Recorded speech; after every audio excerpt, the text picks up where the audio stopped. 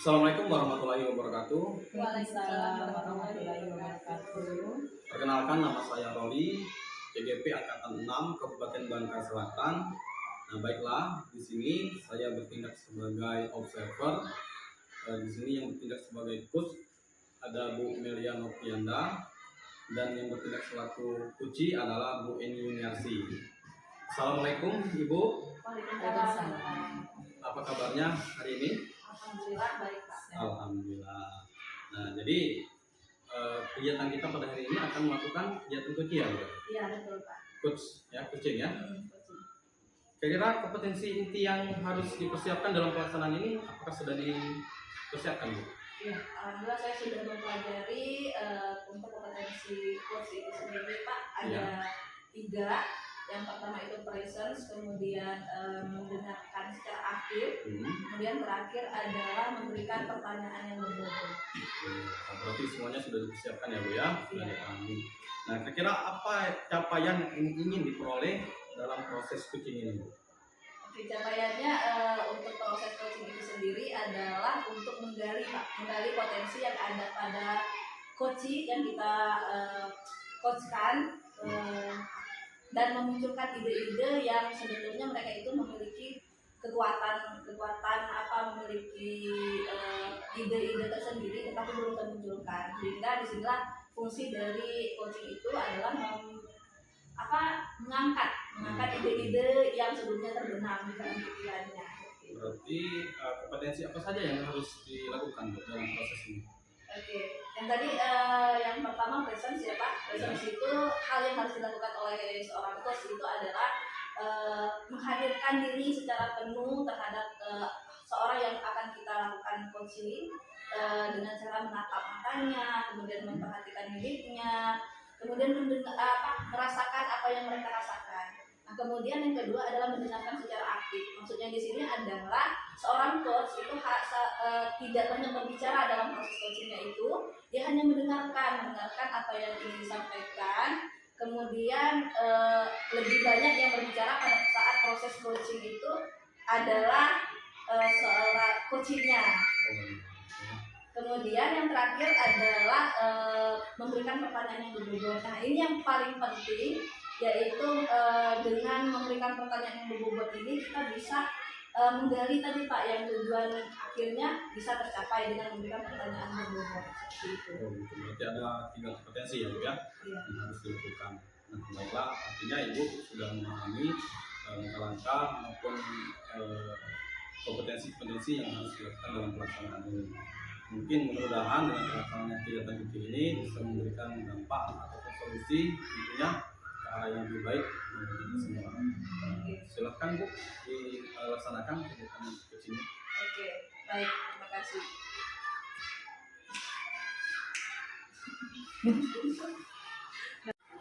Assalamualaikum Mbak Eni. Waalaikumsalam Bu Mel. Apa kabarnya Mbak Eni? Alhamdulillah sehat Bu Mel. Udah lama gak lihat Bu Melia nih? Lagi sibuk banyak kegiatan, makanya saya kangen dengan guru saya ini. Jadi pengen tahu cerita, ada cerita apa kira-kira untuk saya gitu ini? Ya banyak sekali yang ingin diceritakan. Memang menunggu Bu Melia selesai kegiatan ya, mudah-mudahan ada waktu bagi saya untuk berbincang-bincang gitu. Apa yang pengen diceritakan itu tentang masalah atau tentang apa?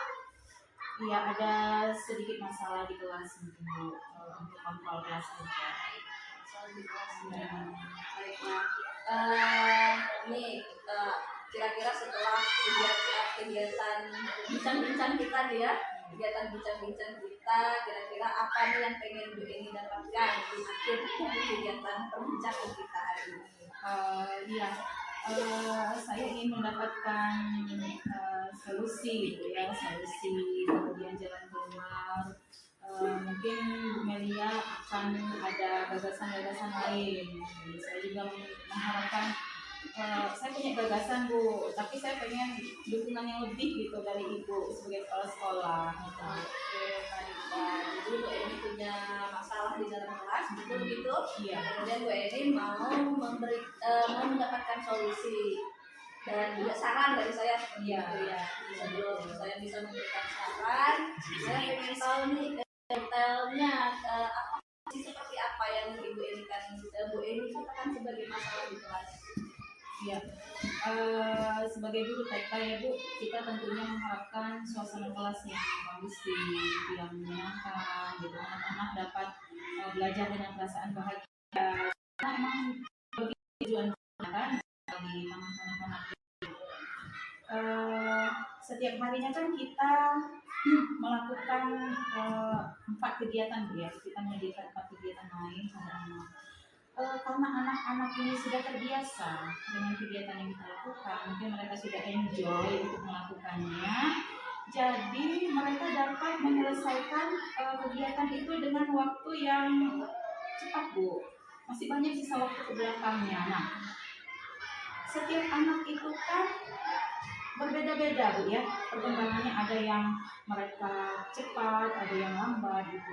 Nah, anak-anak yang telah selesai mengerjakan kegiatan mainnya ini, mereka karena merasa sudah selesai, maka mengganggu kawan-kawan yang belum selesai. Akibatnya suasana kelas Bu jadi rame, ada yang berteriak, ada yang nangis Bu, ada yang ngadu-ngadu, ibu ini ganggu aku, ini ganggu aku. Jadi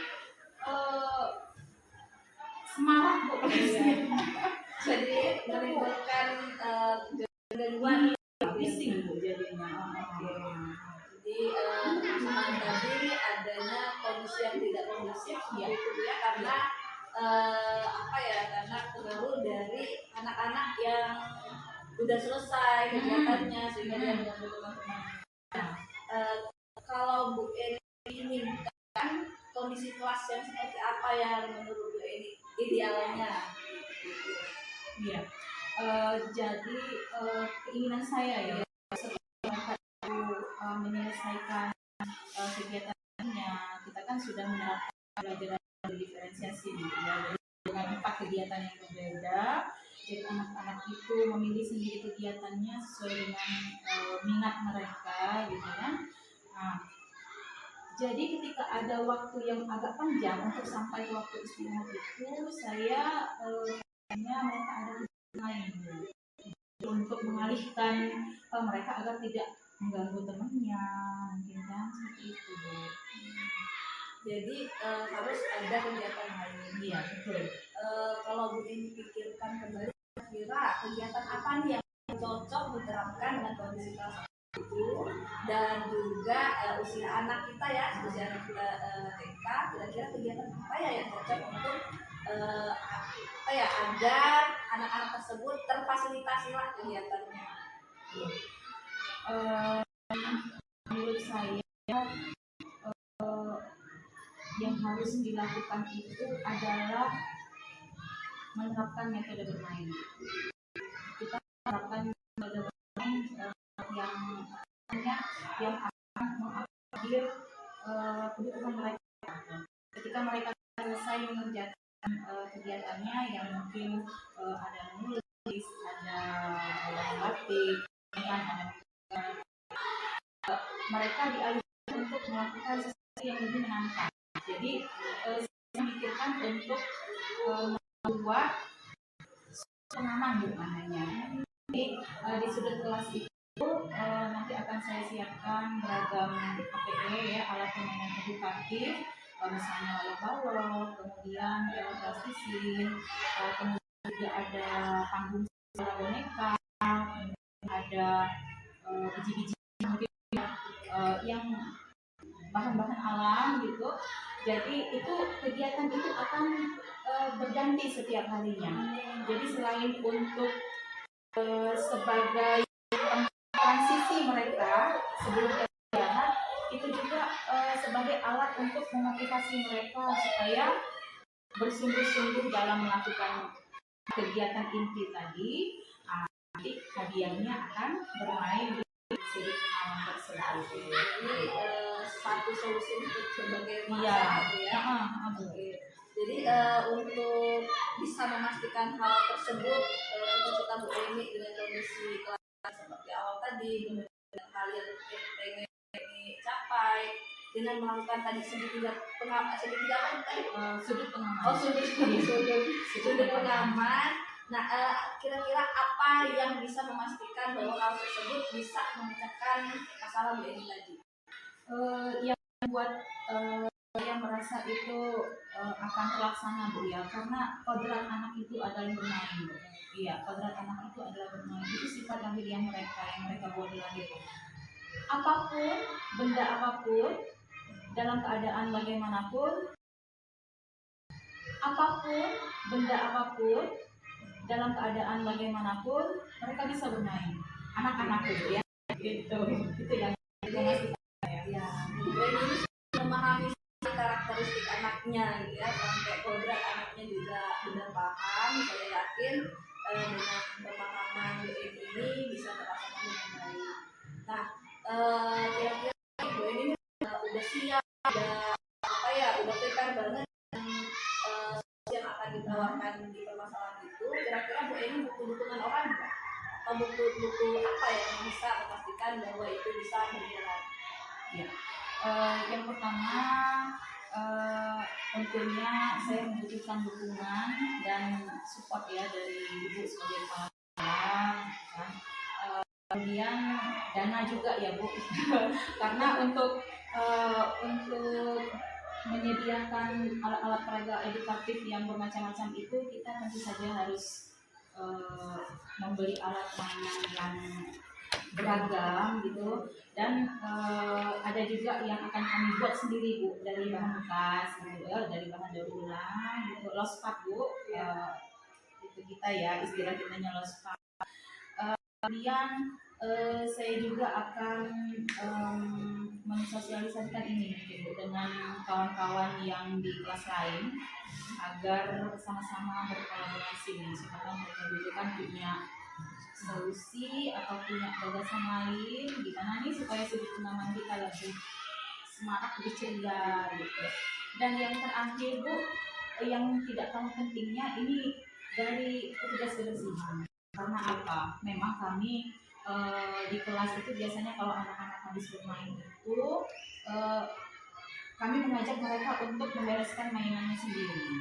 Tetapi karena sudut pengaman ini Bu adalah masa transisi sebelum istirahat, biasanya anak-anak ini kalau sudah lonceng istirahat itu langsung berhamburan keluar tanpa bisa dibendung. Ayo nak, kita beres-beres dulu, kita beres-beres dulu, enggak ya. Sementara kita sebagai TK itu harus terus masih anak main di luar, kita masih beres-beres di dalam. Kalau terjadi apa-apa kan itu ya. Jadi kami juga membutuhkan dukungan dari petugas kebersihan untuk membantu. Jadi saya sudah menangkap apa yang dibutuhkan. Yang pertama tadi dari dukungan saya berkaitan dengan wewenang saya sebagai kepala di sini untuk menyediakan sarana yang dibutuhkan oleh guru. Kemudian saya suka dengan ide Bu Eni tadi untuk karena kalau dana sendiri kita tidak bisa langsung mengajukan. Jadi dengan pikiran Bu Eni tadi kita mensiasatinya dengan daur ulang tadi ya, itu sangat luar biasa sekali. Namun nanti tetap saya usahakan untuk tahun berikutnya kita perbanyak lagi permainan agar guru-guru bisa fasilitasi kegiatan permainan. Kemudian dengan rekan Sudarma dan juga dengan tugas kebersihan. Nah, dari percakapan ini Bu En, bagaimana, sudah dapat belum solusi yang Bu En inginkan? Insya Allah sih Bu. Iya, sudah ya. Berarti Bu En bisa memecahkan masalah sendiri ya. Masalahnya sudah dapat dukungan juga dari Bu. Ya.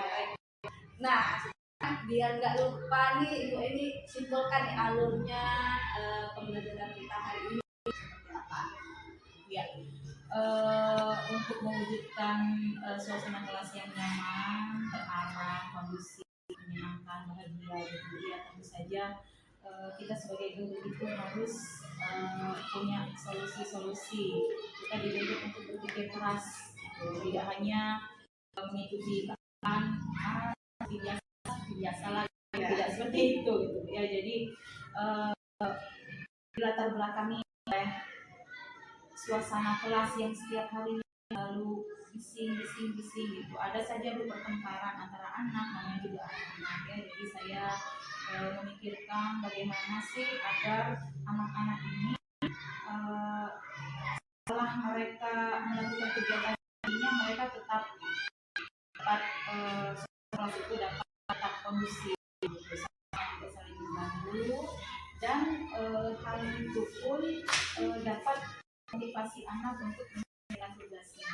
Akhirnya terpikirkan oleh saya untuk membuat sudut pengaman itu, karena kelas kita kan besar Bu ya, sementara isi di dalamnya juga tidak terlalu padat, jadi mungkin sudut yang sebelah sana sudah ada pojok baca, mungkin di sudut sebelah sini akan saya bangun sudut pengaman. Itu yang isinya nanti beragam alat permainan edukatif, baik yang kita beli di pasar maupun yang kita beli ya. Nah, selain untuk sebagai lokasi transisi anak sebelum istirahat, itu juga kita dapat mengembangkan aspek kurikulum mereka. Yang penting suasana kelas itu jadi terkontrol Bu. Seperti itu yang saya harapkan. Mudah-mudahan ide saya ini juga nanti akan diterima dengan baik oleh kawan-kawan yang di kelas lain Bu. Jangan lupa tadi untuk dukungannya Bu Eria, Iya. nanti dikomunikasikan. Iya Bu, terima kasih. Oke, jadi karena Bu Eni sudah mendapatkan solusi dari permasalahannya, mudah-mudahan Bu Eni bisa menerapkannya, kemudian memberikan imbas kepada kawan-kawan Bu ya. Oke, cukup dari saya Bu En, saya lagi ada kerjaan, semoga nanti berhasil Bu En ya. Iya, terima kasih Bu Melia ya bincang-bincangnya. Nanti mudah-mudahan ada waktu lagi Bu kita bincang-bincang lagi. Oke, assalamualaikum. Waalaikumsalam.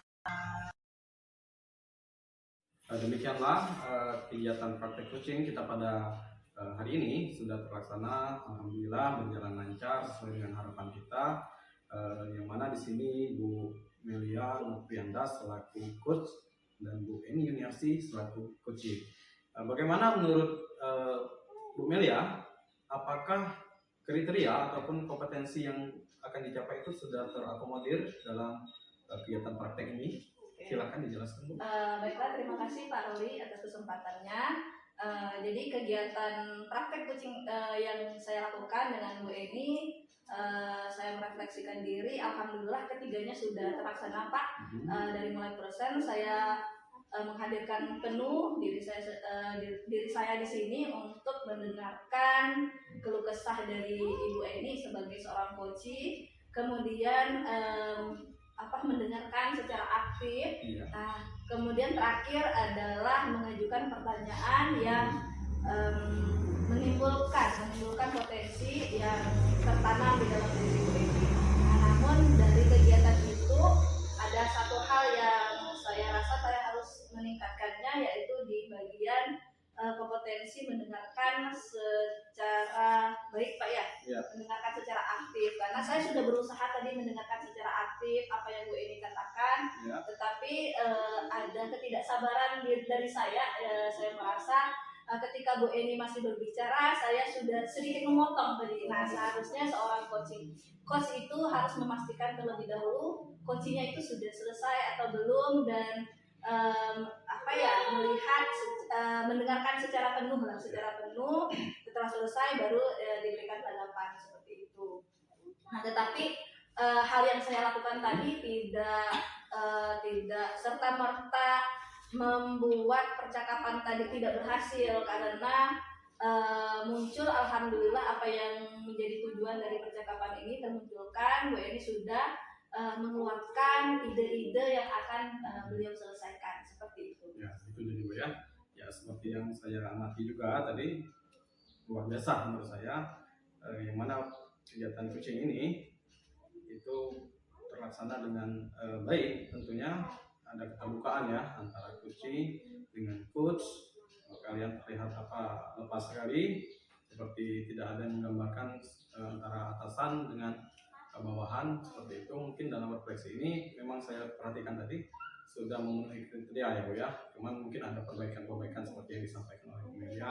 Mungkin kedepannya untuk memperbaiki ini kira-kira apa yang Bu Melia akan lakukan untuk mendengarkan secara aktif tadi kan kurang Iya, seperti betul yang Bu Pak. Melia sampaikan. Mungkin ada tambahan dari Bu Melia untuk kedepannya nanti supaya lebih mengatasi permasalahan-permasalahan tersebut.